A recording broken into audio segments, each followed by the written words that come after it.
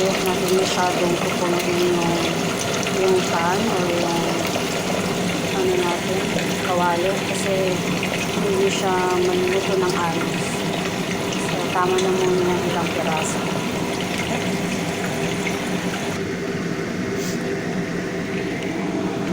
Ito lang yung kailangan natin mamaya para sa sauce ng chicken wings. Itong sauce na to, makikita nyo siya mabibili nyo siya sa Indonesian store, Indonesian shop. Ayan, tapos follow nyo lang yung procedures. Ayan. Sabi dito is, i-marinate mo siya sa turmeric powder. Pero, nag-alternate ako ng ibang sauce para i-marinate yung chicken ko. And, gumamit ako nito. Yan, chili bean sauce. Mas, siguro, try ko lang siya ngayon kung ano yung magiging kalalabasan niya. Mamaya sasabihin ko naman sa inyo kung ano yung lasa niya, yung magiging lasa niya after natin siyang i-mix dito sa sauce na to. Dito. Kasi first time ko siyang lulutuin. Ayun. Kung may turmeric powder naman kayo sa bahay, pwedeng yun yung gamitin nyo para i-marinate yung manok. Pero pag wala, pwede nyo itong gamitin, or kung wala kayo neto, pwede nyo i-alternate yung toyo, magic sarap, kung nasa Pilipinas ka, magic sarap, sesame oil. Ayun. Yan lang. Tapos siguro konting sugar. Pero tignan muna natin kung anong lasa nito pagtapos. Ayan. Sabi dito is i-marinate yung manok sa turmeric powder and then for 10 minutes only.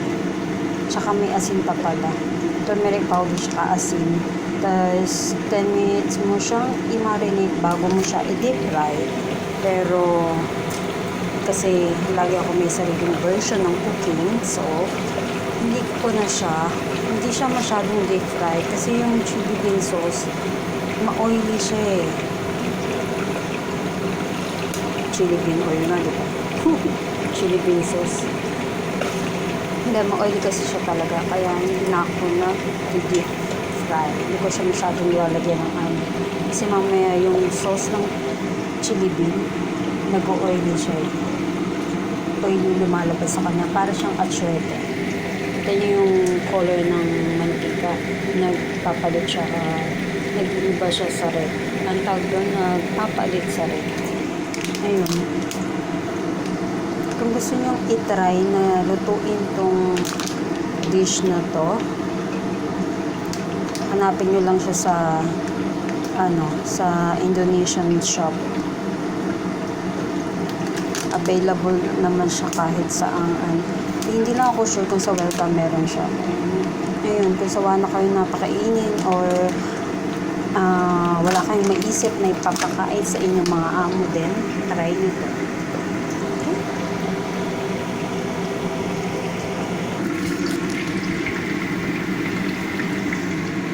Ayan, okay guys. See you sa next video na gagawin ko. Sana kung meron pa. Ayun. Sana i-try nyo siyang gawin. I-try nyo siyang gamitin. Para, tapos, meron din siya mga iba't ibang flavor. Meron siyang pang-curry.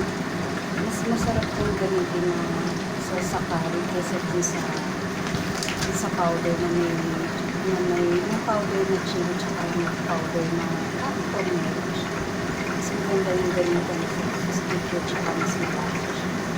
Hi guys, thank you for watching and don't forget to subscribe to my channel. Pasensya na, bago pa lang.